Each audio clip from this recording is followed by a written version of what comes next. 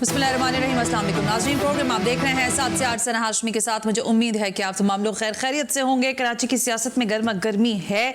गुज़िश्ता रोज़ से नून लीगी सदर मियाँ शहबाज शरीफ साहब जो हैं वो कराची में मौजूद थे और आज सुबह के औकात में उन्होंने MKM के आर्जी मरकज़ बहादराबाद पर MKM की क़यादत से मुलाकात भी की है। ये मुलाकातें पिछले दिनों भी होती रही हैं, लेकिन आज इस मुलाकात में शायद ये तय होना ही था कि सीट एडजस्टमेंट जो है वो कैसे हो सकेगी, लेकिन लगता यह है कि अभी तक ये मामला तातुल का शिकार ही है। MKM क्या ऑफर दे रही है, नून लीग किन ख्वाहिशात का इजहार कर रही है, ये तो सवालात अपनी जगह मौजूद हैं। लेकिन जब हम हल्का बंदियों के बाद ये मामला देख रहे हैं कि जिस तरह से जो हल्के हैं जहां पर जोर दिखाई देता है MKM का, वहां से दस्तबरदारी शायद बड़ी नामुमकिनात वाली कैफियत है। क्योंकि जब हम औरंगी टाउन के NA-242 की नशिस्त की बात करते हैं तो वहां पर मियाँ शहबाज शरीफ साहब जो हैं उनके भी कागजात नामजदगी हैं और मुस्तफ़ा कमाल साहब के भी हैं, और यहाँ पर तो मुझे लगता यह है कि किसी भी तरह की लिए दिए नहीं हो सकती। लेकिन बाकी नशिस्तों पर क्या मामलात हैं, MKM किन मामलात के साथ नून लीग के साथ आगे बढ़ने की ख्वाहिश रखती है, और साथ साथ खुद पाकिस्तान पीपल्स पार्टी जो है उसके हवाले से हमने देखा कि बिलावल साहब ने तो कराची से कागजात नामजदगी जमा ही नहीं करवाए। लोगों को किसी हद तक ख्याल था कि शायद आसफा भुट्टो साहिबा जो हैं उनके कागजात नामजदगी आएंगे, तो पीपल्स पार्टी ने कराची के ग्राउंड को शायद उस तरह से नहीं अभी तक ऑन बोर्ड लिया है। तो जरा उनसे भी आज पूछेंगे, MKM से भी पूछेंगे, और फिर एक मजहबी सियासी जमात है TLP, ये भी क्लेम करती है कि कराची में इनका बड़ा मैंडेट मौजूद है। इनसे भी आज पूछेंगे कि इनकी सियासी गहमा गहमी कहाँ तक है। लेकिन सबसे पहले ख्वाजा इजहारुल हसन रहनुमा है MQM, पाकिस्तान के इंपॉर्टेंट शख्सियत हैं, और जाहिर है आज की इस मुलाकात के हवाले से भी हम उनसे जरा कुछ जानेंगे। ख्वाजा साहब अस्सलाम वालेकुम, बहुत बहुत शुक्रिया वक्त देने के लिए। ख्वाजा इजहारुल हसन साहब, ये फरमाएं कि आज की जो ये मुलाकात थी इसमें मेरा ख्याल है सीट एडजस्टमेंट का फॉर्मूला जो है वो तय होना था। इस पर किस हद तक पेशरफ्त हुई, क्या बातचीत हुई, नून लीग की क्या ख्वाहिश है और आप लोगों ने उनको क्या ऑफर्स दिए हैं? शुक्रिया सनम। लेकिन बादियों नजर में ये गुमान है या ये समझा जा रहा है कि नून लीग एक विफाक में एक वाज़ेह अक्सरियत लेकर दोबारा इक़्तिदार के ऐवानों के ऊपर विराजमान होगी। ठीक हो गया। और यकीनन कोई भी जमात हो, चाहे वो पीपल्स पार्टी हो, PTI, कराची क्योंकि न सिर्फ एक इंडस्ट्रियल हब है, इकोनॉमिक हब है, हमारा दिफाई हब भी है, उसके साथ साथ MKM एक हकीकत है जिसके बगैर हुकूमतों का बनना और हुकूमतों का टूटना ये तारीख का हिस्सा रहा है। दुरुस्त हो गया। लेकिन हर दफा हमारी ख्वाहिश जरूर ये रहती है, और आज भी हमारी ख्वाहिश ये है कि इलेक्शन हो जाए और हम बासानी कंफर्टेबल कराची के अंदर 80% तमाम नशिस्तों के ऊपर हम बहुत कंफर्टेबल हैं। हमारी तमाम तैयारियां मुकम्मल है, और आपको ये बात भी पता होगी कि सबसे पहले हमारी ही तैयारी शुरू हुई, हमारे ही जलसे शुरू हुए हैं। हाँ, ये तो ठीक बात है। और दर्जनों जलसे हम कर चुके हैं। तो बज़ाहिर शहबाज शरीफ साहब बल्दिया से अपने नॉमिनेशन जमा आज उन्होंने कराए हैं जी, और उसके बाद मुस्तफ़ा कमाल साहब ने भी वहीं पे कराए हैं। तो जाहिर है दोनों तरफ जो तारीखी तौर पे वोटिंग का जो तनासुब है वो पल्ला बराबर है। ठीक है। कोई एक ही पार्टी ये क्लेम नहीं कर सकती कि वो जो है शायद यहाँ से बाजी अक्सरियत लेगी। लेकिन जरूर है कि एक कमेटी तश्कील दी गई थी, और उस कमेटी को शहबाज शरीफ साहब के पास अभी कोई वाज़ेह फार्मूला या ब्रीफिंग शहबाज शरीफ साहब के पास नहीं थी। उस कमेटी ने अभी वर्किंग करके नहीं पहुंचाई, जिस तरह के हमारी कमेटी ने हमें अपनी वर्किंग करके पहुंचा दी थी। तो आज स्पेसिफिकली सीटों पर बात नहीं हुई। अच्छा, ये जरूर हुआ कि मिलकर आगे चलेंगे, इलेक्शन से पहले भी चलेंगे और इलेक्शन के बाद भी चलेंगे। और MKM का यकीनन एक मुआहदा होता है, एक शराइत होती है, हम बिला मशरूत कभी किसी हुकूमत में नहीं जाते। वो शराइत हमने रखी हैं जिसके अंदर ताकतवर पुलिस है, बल्दियाती इंतखाबात, बल्दियाती कवानीन को जो है ना वो बिल्कुल ग्रास रूट लेवल तक पहुंचाना है। और हमने ये भी इस अज़्म का भी इजहार किया कि जिस तरीके से अगर साफ शफाफ इंतखाबात की तरफ अमल जाता है तो इंशाअल्लाह ताला MKM सिंध के अंदर अपने इत्तेहादियों के साथ हुकूमत भी बनाएगी और उन तमाम काले कवानीन को अंडू करेगी जिसके हमें PMLN के भी दूसरों सूबों में अंडू करने के लिए जरूरत और हिमायत दरकार है। दुरुस्त हो गया ख्वाजा साहब। ज़ाहिर ये तो कानूनी मामला हैं और ये फिर ज़ाहिर इलेक्शंस के बाद ही हम देखेंगे, लेकिन जो अभी इलेक्शन से पहले पहले का माहौल है, देखिए आप जब क्लेम करते हैं कि मैं शहर का 80% जो है वो तो यहाँ से रिट्रीव कर ही लूंगा, क्योंकि आपका ये भी माजी में क्लेम रहा कि हमसे छीनी गई हैं सीटें, आज आप ही की तरह जमात इस्लामी जो है वो ये कह रही है कि कर लें इत्तेहाद, बना लें बातें, बैठ जाएं सारी बैठकें लगाकर, लेकिन वजीर आला या सिंध में हुकूमत तो हमारे बगैर नहीं बनेगी। आप समझते हैं कि ऐसा कोई वक्त आएगा कि आपको जमात इस्लामी को भी ऑन बोर्ड लेना पड़ेगा इन मामलात में? इस बार जमात इस्लामी को हम ये यकीन दिला रहे हैं कि हम इस इलेक्शन का बाइकआउट नहीं कर रहे। 2001 में भी अगर नाजिम आया तो हमारे बाइकआउट की वजह से आया था। इस बार भी जो जमात इस्लामी कराची के अमीर, जो कि जमात इस्लामी पाकिस्तान के अमीर के अलहदा बिल्कुल मुख्तलिफ शख्सियत हैं, वो शायद इस खुशफहमी का शिकार हैं कि इस बार उनको कोई नशिस्तें मिलेंगी। 200, 400, 500 के ऊपर आप चेयरमैन आए हैं, तो इस हकीकत से आपको इनराफ नहीं करना चाहिए। बावजूद इसके कि शहबाज शरीफ साहब तो गाने गा के चले गए, लेकिन अब तो जमात इस्लामी भी गाने गा रही है। अच्छा। माशाल्लाह पहली बार ऐसा हुआ है कि जमात इस्लामी के भी तरानों में म्यूजिक भी है, धमाल भी है, और हाफिज नईम साहब फिल्म के अंदर वो आइटम सॉन्ग हैं जो हर सियासत के अंदर, इंतखाबात के अंदर एक आइटम सॉन्ग आपको होता है ना, फिल्म में बड़ा जरूरी होता है, जो फिल्म को हिट करता है। तो ये वो आइटम सॉन्ग है जो आएगा, 3-4 मिनट की परफॉर्मेंस करेगा, चले जाएगा, बाकी की फिल्म अपनी जगह। आइटम सॉन्ग हिट बहुत हो गया है ख्वाजा इजहारुल हसन साहब, क्योंकि जो आइटम थे पहले वो बेचारे पिट गए मेरा ख्याल है, लेकिन अब जो है ये तो हिट है मेरा ख्याल है। असल में आइटम सॉन्ग के अंदर लश्कारे बड़े होते हैं ना, तो वो आइटम सॉन्ग याद रह जाता है। अच्छा चले, जरा कुछ और मामला पे मुझे बात करनी है ख्वाजा भाई। ये बताएं जरा मुझे कि आपके दोस्त हैं, रहे हैं और मेरा ख्याल है आज भी होंगे, रजा हारून साहब, काफ़ी अर्सा हुआ मुलाकात और वैसे तो बात नहीं हुई, लेकिन हाँ टेलीविजन के थ्रू बात होती रही। आज मुझे हैरानगी हुई थोड़ी सी, आपको हुई कि नहीं हुई मुझे नहीं पता, ये पाकिस्तान पीपल्स पार्टी के आंगन में कटी पतंगों का सिलसिला जारी और सारी है, और कितनी पतंगे हैं जो कटने वाली हैं? देखिए, पतंगे वो कटती हैं जो आसमान पर उड़ रही हैं। अच्छा। जिन पतंगों में अभी कन्ने ही नहीं डले, जिन पतंगों में अभी धागा ही नहीं डला, तो उन्हें आप पतंग थोड़ी कहते हैं। तो बहरहाल ये इन दोनों का अपना सियासी फैसला है, ये बेहतर समझते हैं अपने मुस्तकबिल को, ये बेहतर समझते हैं कि इनको उसकी पजीराई मिलेगी। लेकिन बहरहाल जो भी फैसला किया, हम समझते हैं कि एक जो हमारा एक सेंटिमेंट है, महाजर सेंटिमेंट, वो मेरा ख्याल है उसमें कोई अच्छी मुस्बत राय नहीं रखता। अच्छा, लेकिन एक चीज़ ख्वाजा इजहारुल हसन साहब, देखिए जब हम पाकिस्तान पीपल्स पार्टी की बात करते हैं और फिर जब आसिफ अली जरदारी साहब की सियासत की बात करते हैं, तो आपने भी ये सियासत देखी और आज भी आप देख ही रहे हैं कि जहां आसिफ अली जरदारी साहब बैठ जाते हैं, फिर मामला खुद ब खुद तय होना शुरू हो जाते हैं। अभी खालिद मकबूल सिद्दीकी साहब के साथ भी जो मुलाकातें थी PDM बनाने के हवाले से, उसमें भी हमने देखा। आपको लगता है कि जो अभी आप लोगों का क्लेम है कि अगली हुकूमत हमारी होगी सिंध में, अगर ऐसा नहीं होता तो फिर ये वही आसिफ अली जरदारी साहब होंगे जिनके साथ आपको रवाबित भी रखने होंगे, फिर सिंध में मामलात को भी आगे बढ़ाना होगा, तो वो जो रंजिश है अभी आपकी, आपको नहीं लगता ये ज्यादा देर पर नहीं रहेगी? मेरा ख्याल है देखिए, मसला ये कि गुफ्तगू करने में तो किसी से कोई मुज़ायका नहीं है, और हमने तो तमाम सियासतदानों को मुआहदे कर करके बेनकाब किया है, और यकीनन हमने ये जुमले भी सुने कि मुआहदे के कानूनी वो आसमानी सहीफा नहीं होते। लेकिन बहरहाल हमने तो मुनाफिकीन को बेनकाब किया है कि जब मुआहदा करे उससे मुकर जाए, अमानत करे उसमें खयानत करे, जब बोले झूठ बोले। और जहां तक बात है कि मुज़ाकरात की, अगर हमारा मसला क्या है, हम जब कहते हैं कि एमक्यूएम की हुकूमत होगी तो हम अपने नस्लों की बात करते हैं, गरीब मुतवस्सित तबके की बात करते हैं, किसी एक खानदान की बात नहीं करते, बाप के बाद बेटा, बेटा के बाद फुप्पी, फुप्पी के बाद चाचा, तत्ता, इनकी बात नहीं करते। हम अपनी नस्लों की हुकूमत की बात करते हैं, और इंशाल्लाह ये जद्दोजहद हमारे बाद भी जारी रहेगी।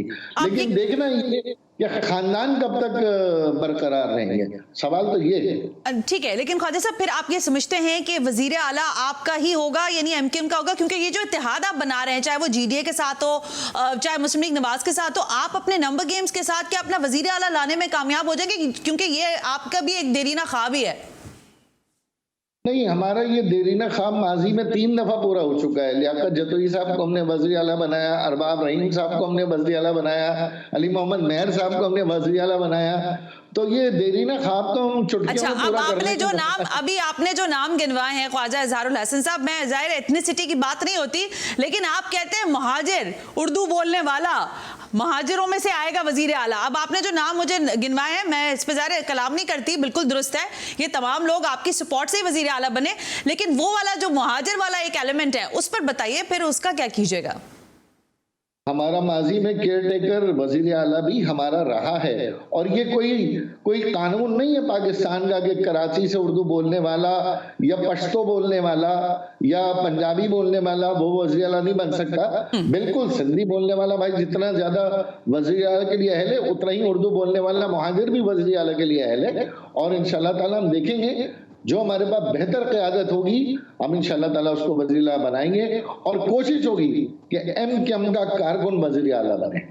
अच्छी बात होगी ना, MKM का कारकुन वजीर आला बने। लेकिन अब ज़ाहिर है जब आप इलेक्शन कैंपेन देख रहे हैं, और आपने बिल्कुल दुरुस्त कहा कि मैंने बिल्कुल आगाज में ही देख लिया था कि MKM ने अपना मोमेंटम बनाना शुरू किया, लेकिन जिन जगहों से मैं गुजरी हूँ या जिन इलाकों का मैंने विजिट किया अभी तक, वहाँ से ये आवाज़ है ख्वाजा इजहारुल हसन साहब कि मुस्लिम लीग नवाज के साथ इस तरह की गुफ्तगू इलेक्शन से पहले ये हथियार डालने वाली बात है। शायद MKM ने अभी तक अपना मुस्तकबिल क्लियर नहीं देखा है, इसलिए वो किसी ना किसी के सहारे पे चल रही है।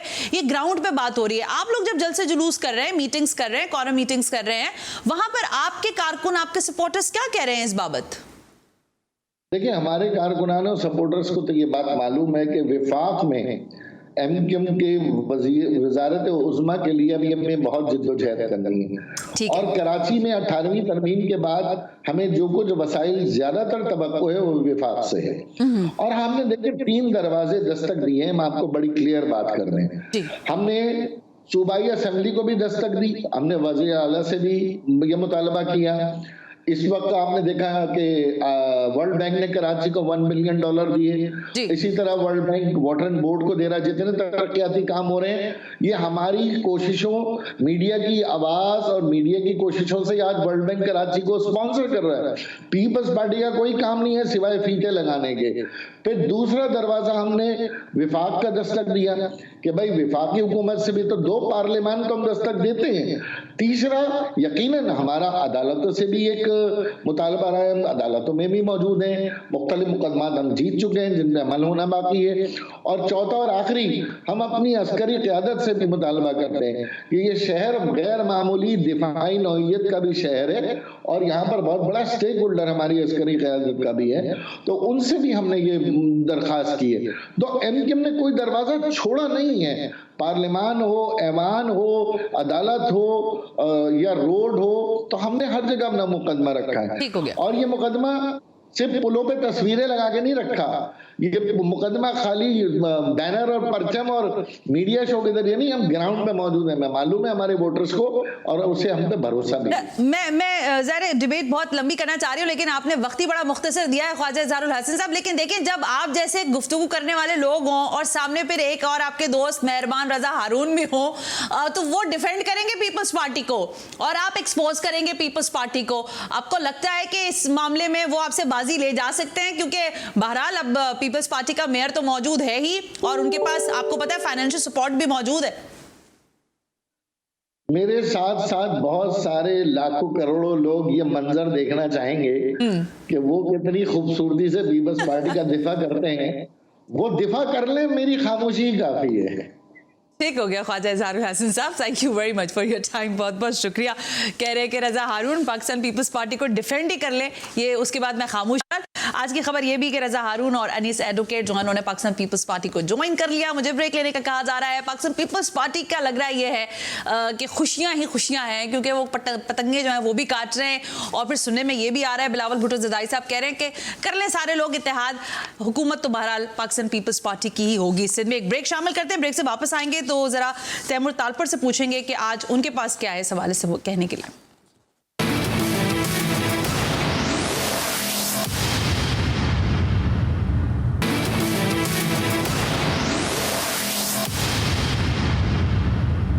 वेलकम बैक नाजरीन। हम ब्रेक पर थे और अब जाहिर है जरा बात करनी है पाकिस्तान पीपल्स पार्टी से और उसके बाद हम जरा टीएलपी के लोगों से भी पूछेंगे कि वो कहां गायब हैं। लेकिन पाकिस्तान पीपल्स पार्टी आज क्या वाकई खुश है क्योंकि उन्होंने बड़ी पतंग काटी है या अभी बड़ी मजीद पतंगे जो है वो कटने वाली हैं? और दूसरा अहम तरीन शायद मेरा ये सवाल कि बिलावल भुट्टो ने कराची जो है उसको खाली क्यों छोड़ा है? इन सारे सवालात के जवाब लेंगे तैमूर तालपुर से, रहनुमाई पाकिस्तान पीपल्स पार्टी के। तैमूर साहब, थैंक यू वेरी मच। अस्सलाम वालेकुम, बहुत बहुत शुक्रिया वक्त देने के लिए। अस्सलाम जी, बहुत बहुत शुक्रिया। तैमूर साहब, आज तो आप पहले तो मुझे ये बताएं, ये जो पतंग कटी है ये बड़ी पतंग है या ये छोटी छोटी पतंगे हैं जो कट के आई हैं आपके पास?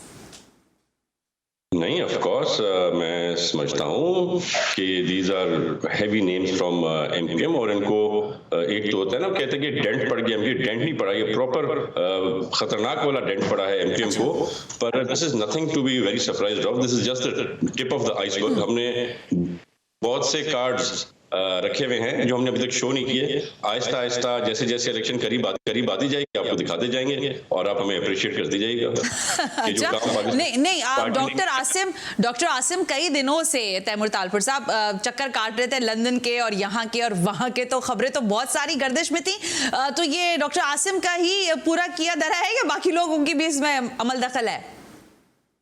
नहीं, ऑफ कोर्स ये बेसिकली तो सारा प्रेसिडेंट जरदारी साहब के कहने पे हो रहा है। पर of course doctor Asim is very active and उनको हिदायत हैं सदर जरदारी की कि जो भी अच्छे नाम हैं, जो साफ सुथरे लोग हैं, उन्हें पाकिस्तान पीपल्स पार्टी में वेलकम किया जाए। तो उसी हिसाब से काम करें और लोगों ने देखा है जिस तरह से हमने काम किया है, जिस तरह से कराची की सीटें हमने ली हैं, जिस तरह से हैदराबाद मीरपुर खास के मेयर्स हमारे आए हैं, उसी तरह से लोग देख रहे हैं कि फ्यूचर पाकिस्तान पीपल्स पार्टी का है, साफ सुथरी पार्टी है, कराची का भला बेहतरी चाहती है। तो आप और भी बहुत सारे देखेंगे और अभी तो हम इंशाल्लाह आपको सरप्राइजेस देना शुरू करेंगे पंजाब से भी अनकरीबी बहुत जल्द। चले, दैट्स ग्रेट। अच्छा, सरप्राइजेस का दौर तो है ही, बिल्कुल ठीक कह रहे हैं। लेकिन तैमूर साहब, लोग ये भी बड़े सरप्राइज हो गए कि बिलावल भुट्टो जरदारी ने लियारी भी छोड़ दिया, मलीर भी छोड़ दिया।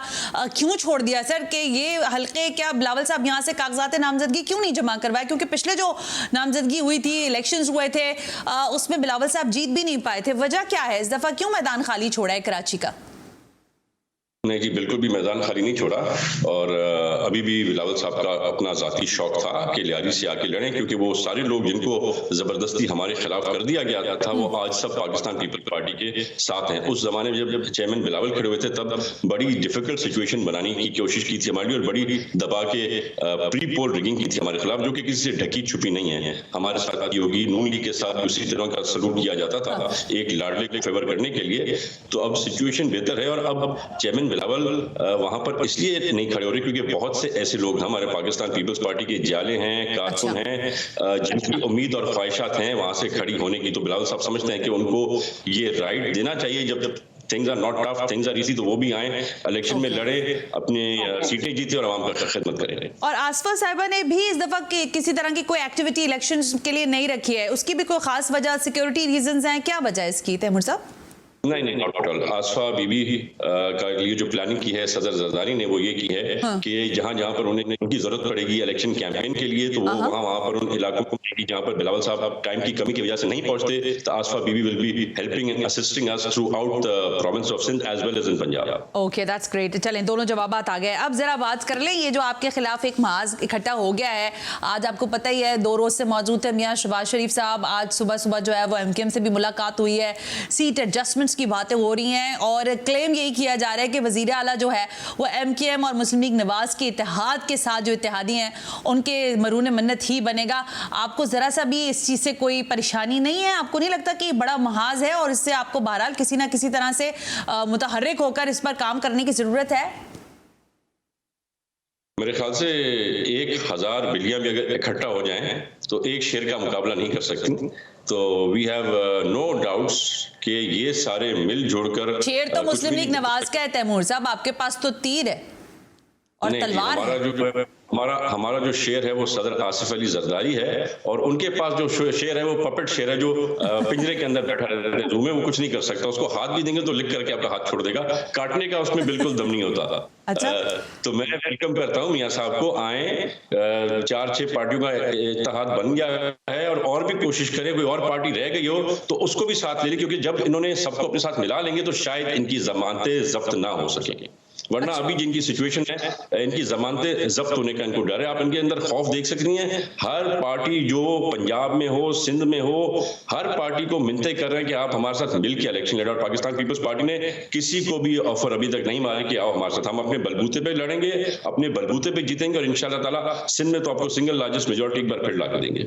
ओके, सिंध की बात हो गई ना तैमूर साहब, लेकिन मैं वैसे भी आपसे जानना चाहूंगी, जब हम देख रहे थे अभी गड़ी खुदा बख्श में बेनजीर साहिबा की बरसी के मौके पर बिलावल साहब ने कहा कि मुझे 100% रिजल्ट चाहिए, 100 नशिस्तें भी चाहिए। उन्होंने कहा हम मेजॉरिटी में आना चाहते हैं। तो फिर सवाल ये पैदा होता है कि सारे मुबस्सिरीन और सारे लोग यही कह रहे हैं कि जो भी हुकूमत बनेगी, और खुद आसिफ अली जरदारी साहब ने भी कहा कि ये हुकूमत कोई मेजॉरिटी लेके 2/3 मेजॉरिटी लेके तो कोई भी हुकूमत नहीं बना रहा, यानी कहीं ना कहीं कुछ ना कुछ सबका हिस्सा ही होगा। आप समझते हैं कि फेडरल के अंदर आप इतनी पावर में आ सकेंगे? और अगर नहीं आ सके तो आज की जो मुस्लिम लीग नवाज है, बहरहाल अच्छी या बुरी आपको लगे, लेकिन आपको उसके साथ इत्तेहाद करना ही पड़ेगा फेडरल में, नंबर्स अपने शेयर करने पड़ेंगे। सना साहब, मैं समझता हूं कि बड़ा फर्क है सदर आसिफ अली जरदारी में और बाकी सियासतदानों में। सदर जरदारी वो बात करते हैं जो हकीकत पसंदी वाली होती है, वो बात करते हैं जो फैक्चुअली पॉसिबल होती है। वो इन शरीफ साहबान की तरह लंबी लंबी जो है बातें नहीं कर देते कि सिंगल लार्जेस्ट मेजोरिटी हम ले आएंगे, क्योंकि हम ही पता उनके लिए इम्पॉसिबल नहीं है। आज ये हालत है कि उनको पता नहीं है कि लाहौर में, पंजाब में कैसे निकलें, लोगों से कैसे मिले, उनके खौफ ज्यादा हुए हैं। पाकिस्तान पीपल्स पार्टी इस तरह नहीं है, और यही रीजन है कि हम फ्यूचर देख रहे हैं कि पाकिस्तान पीपल्स पार्टी ही फेडरल गवर्नमेंट बनाएगी, क्योंकि ये वाहिद जमात है जो टूट फूट का शिकार नहीं है। ये वाहिद जमात है जिसे सिंध में सारे ज्वाइन कर रहे हैं, पंजाब में नए लोग हमसे मिल रहे हैं, बलूचिस्तान में आपने देखा बड़े अच्छे अच्छे नाम, electables, MNAs, x MPs, x ministers, caretaker ministers, सबने आके शमूलियत की है। फिर अगर आप इसे कंपेयर करते हैं, मुस्लिम लीग नून खुद टूट फूट का शिकार है, उनके लोग खुद उनको छोड़ के जा रहे हैं, कोई इलेक्शन में खड़ा होने को तैयार नहीं है। IPP एक ऐसा नाम है जो एक किंग्स पार्टी है, एक टांगा पार्टी बना दी है। मैं मानूंगा कि उसमें कुछ अच्छे लोग हैं, कुछ खानदानी लोग हैं, कुछ ऐसे लोग हैं जो सीटें अपनी निकालने वाले हैं, पर यू कैन नॉट थिंक कि नून लीग और ये बन के हुकूमत अकेली बना सकते हैं। तो बिल्कुल वो तो वैसी एक पॉलिसी मैटर जरदारी साहब ने बनाया हुआ है। He had very clearly said कि जब पाकिस्तान की बात आएगी, जब हमारे मुल्क की बात आएगी, जब हमारी इकोनॉमी की बात आएगी, तो हम सब साथ बैठ के और वो फैसले करेंगे जो कि मुल्क की बेहतरी के अंदर लिए होंगे। वो फायदे के लिए नहीं करें, वो फैसले नहीं करेंगे जो कि पाकिस्तान पीपल्स पार्टी के सिर्फ फायदे में। तो we gonna look for the future, the bright future of Pakistan, and yes, because of that I think there is a possibility कि इलेक्शन के बाद फिर हम साथ बैठे और बेहतरी के बारे में। ठीक हो गया। देखिए, ये वो बात है जो रियलिस्टिक अप्रोच है, और बिल्कुल आपने ठीक बात की है। लेकिन तैमूर साहब, एक होती है ब्रांडिंग, और आपके जो पाकिस्तान पीपल्स पार्टी के क्रेडिट पे जब बहुत सारी चीजें आप हमें गिनवाते हैं, तो आपकी ब्रांडिंग के साथ साथ आपके साथ एक लफ्ज जुड़ गया है, वो है करप्शन का। और जब हम पाकिस्तान पीपल्स पार्टी के हवाले से बात करते हैं लोगों से, सियासी जमातों से, वो कहते हैं कि आप इनसे पूछें कि इनकी जमात ने सिवाय करप्शन के सिंध को दिया क्या है। तो इस सवाल का जवाब आपके पास क्या है? और फिर इलेक्शन कैंपेन में इस ब्रांडिंग यानी करप्शन के नाम के साथ आप कैसे उतरेंगे मैदान में? ये ब्रांडिंग हमारे साथ जबरदस्ती की गई है। ये उन फोर्सेस, उन ताकतों ने की है जो कि पाकिस्तान पीपल्स पार्टी को आगे आते हुए, बढ़ते हुए, इलेक्शन जीतते हुए और देखना उनसे गवारा नहीं होता। तो वो ये एक इंप्रेशन देने की कोशिश करते हैं कि हम बहुत करप्ट हैं। हालांकि अगर आप देखें तो सदर जरदारी ने 14 साल जेल में काटे, एक केस उन पे साबित नहीं हो सका। अदी फरियाल टालपुर साहिबा पे झूठे केसेस लगाए गए, सारे केसेस गलत निकले, तकरीबन मोस्ट केसेस में वो बरी भी हो गए। इसी तरह से हमारे जो लीडर्स को, पार्टी वर्कर्स को अरेस्ट किया गया झूठे इल्जामों में। लेकिन तैमूर साहब, एक मुहावरा कदे कलामी के साथ देखिए, बद से बदनाम बुरा वाली कैफियत है ना। पाकिस्तान पीपल्स पार्टी बद से बदनाम वाली कैफियत में है कि बदनामी ज्यादा है, किया है नहीं किया, क्लियरेंस हो गई, वो सब एक बात है, लेकिन ये धब्बा कैसे धोएंगे? क्योंकि इलेक्शन में जब आप जाएंगे, कैंपेनिंग करेंगे, प्रॉपर्ली हलकों के अंदर मौजूद होंगे, तो फिर ये सवाल तो उठेगा ना।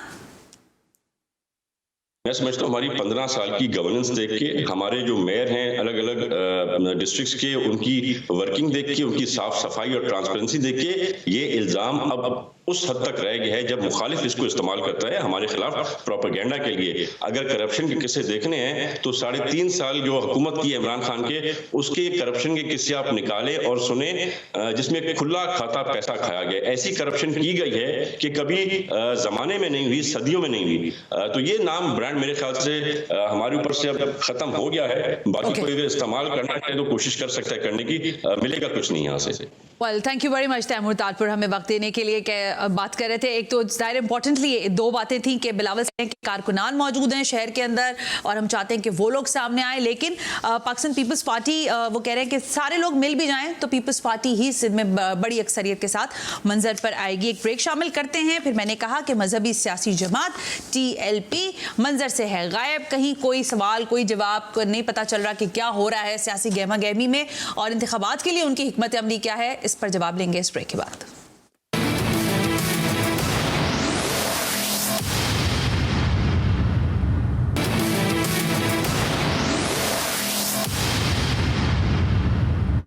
वेलकम बैक नाजरीन, हम ब्रेक पर थे। सियासी जमातें तो जो कुछ कर रही हैं वो हम आपके सामने रखते ही हैं, लेकिन सियासी और मजहबी जमातें जो हैं वो इस वक्त इंतखाबी अमल के हवाले से क्या तैयारियां कर रही हैं, किस तरह के इंतखाबी अमल को देख रही हैं। और ये जो TLP है ये हमें कुछ गायब दिखाई दे रही है, तो ज़रा TLP के लोगों से ही पूछते हैं कि कहाँ गायब है। मुफ्ती उमर फारूक रहनुमा है TLP के, बहुत बहुत शुक्रिया मुफ्ती साहब कि आपने वक्त दिया।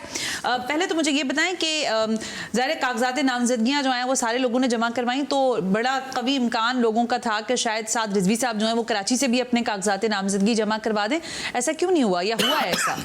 बिस्मिल्लाहिर्रहमानिर्रहीम, अल्लाहुम्मा सल्ली अला सय्यिदिना व मौलाना मुहम्मद व बारिक व सल्लि वसल्लिम अलैहि। बात यह है कि कायदे मोहतरम का जो फैसला है वो पंजाब से ही इलेक्शन लड़ने का है। अच्छा, ओके। यहाँ से उनका इलेक्शन लड़ने का कराची से कोई ऐसा इरादा नहीं था। ठीक हो गया। तो लिहाजा इंशाल्लाह कायदे मोहतरम वहीं से लड़ेंगे और इंशाल्लाह एक बड़ी शानदार फतह जो है उनको हासिल होगी। इंशाल्लाह कामयाबी उनके कदम चूमेंगी और हमारी तमन्ना भी है कि हम वो सुबह रोशन देखें, अल्लाह करीम हमें देखना नसीब फरमाए। बाकी दूसरी बात कागजात नामजदगी की है। बिहम्दिल्लाह ताला कराची डिवीज़न में कोई एक सीट भी ऐसी नहीं है जिस पर तहरीक लब्बैक या रसूलल्लाह पाकिस्तान ने अपना कैंडिडेट नहीं उतारा। ठीक हो गया। सारी जगहों तमाम सूबाई और कौमी नशिस्तों पर तहरीक लब्बैक या रसूलल्लाह पाकिस्तान के उम्मीदवारान आ रहे हैं। ओके। और हम पुर उम्मीद हैं इंशाल्लाह पूरी एक मेहनत के साथ, ताकत के साथ, और जो 6 साल मुसलसल हमारी जद्दोजहद रही है, मेहनत जारी रही 2018 के इलेक्शन के बाद, हमने इस काम को छोड़ा नहीं है बल्कि कंटिन्यू इसके ऊपर मेहनत की। और पीछे अगर हम देखें कि ग्राउंड पर तहरीक लब्बैक या रसूलल्लाह पाकिस्तान का कराची डिवीज़न में तंजीमी स्ट्रक्चर बहुत मजबूत है। अच्छा, अल्लाह की रहमत से। लेकिन एक सवाल पूछना चाह रही हूँ मैं फारूक साहब, पिछले दिनों से मैं देख रही हूँ कुछ, अगर मैं लगभग लगाऊँ 3-4 माह कोई सियासी आप लोगों का ना जलसा, ना जुलूस, ना बातें, ना कोई आप लोगों की, क्योंकि एक रिवायती तौर पर अगर हम देखें तो TLP तो मशहूर है ना धरने और जलसे और इस तरह की सियासत के लिए।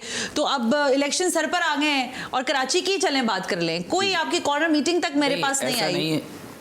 ऐसा नहीं है। जैसे फ़लस्तीन का इशू चल रहा है, फ़लस्तीन के ऊपर पूरे पाकिस्तान में तहरीक लब्बैक या रसूलल्लाह पाकिस्तान ने सबसे ज़्यादा एहतजाज रिकॉर्ड करवाई।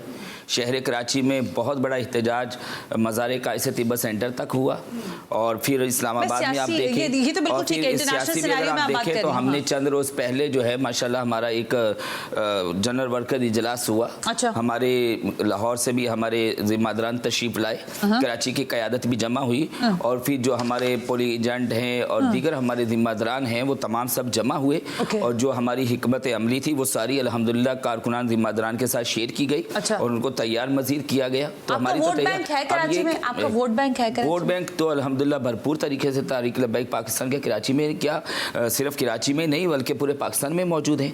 पाकिस्तान का कोई सूबा ऐसा नहीं। कराची की बात कर रही हूँ तो कराची में देखें तो आप 18 में देख लीजिए। अभी हम कुछ देर पहले आपके टीवी चैनल पर देख रहे थे, जैसे MQM के हमारे भाई ख्वाजा साहब, तो इनसे पूछे आप 18 में ये फकीर के मद्दे मुकाबिल थे ये।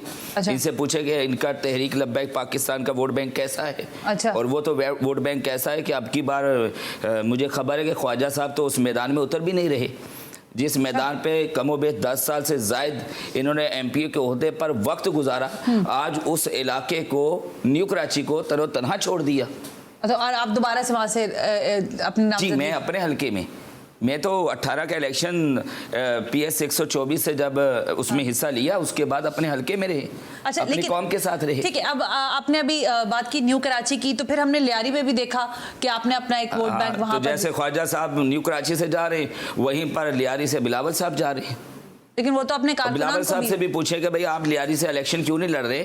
आपके दादा हुजूर जो है भुट्टो साहब आपकी वालिदा मोहतरमा और आपके वालिद मोहतरम वो तमाम ने इलेक्शन वहां से लड़ा, उन्होंने भी पिछला इलेक्शन तैमूर साहब कह रहे हैं कि हमारे वर्कर्स हमारे लिए इंपॉर्टेंट हैं, इसलिए बिलावल साहब ने कहा कि वो सामने आए और वो भरपूर तरीके से हिस्सा लें। तो आपको लगता है कि आप वहां पर भी डेंट देंगे पीपल्स तो पार्टी उसका को? नतीजा जो वर्कर्स को अभी जो मौका देने जा रहे हैं वो इंशाल्लाह 8 फरवरी को 2024 में आपके सामने आ जाएगा। अच्छा ये मुझे जरा बताएं उमर फारूक साहब, ज़ाहिर कयास आराई पे ही बात हो रही है, लेकिन आप क्या समझते हैं कि एनए के लेवल पर आपकी कितनी सीट्स कराची और ओवरऑल अगर आप देखें? इंशाअल्लाह ताला तहरीक लब्बैक या सुलह पाकिस्तान कम से कम 10 नशिस्तों पर अपनी पोजीशन बहुत स्ट्रांग रखती है। 10 नशिस्तें कराची की बात कर रहे हैं? लियारी के इलाकों में, न्यू कराची से, खारादर से, औरंगी टाउन से, इंशाल्लाह ये वो इलाके हैं कि इन इलाकों में तहरीक लब्बैक पाकिस्तान एनए की नशिस्तें जीतेगी इंशाल्लाह। अच्छा, तो आप ये कह रहे हैं 10 सीटें आप कराची से निकाल लेंगे? 10 नशिस्तें इंशाल्लाह कम से कम, हम तो हर नशिस्त पर ही फाइट करेंगे इंशाल्लाह। हमारे कारकुनान, हमने तो मलीर का इलाका भी खाली नहीं छोड़ा।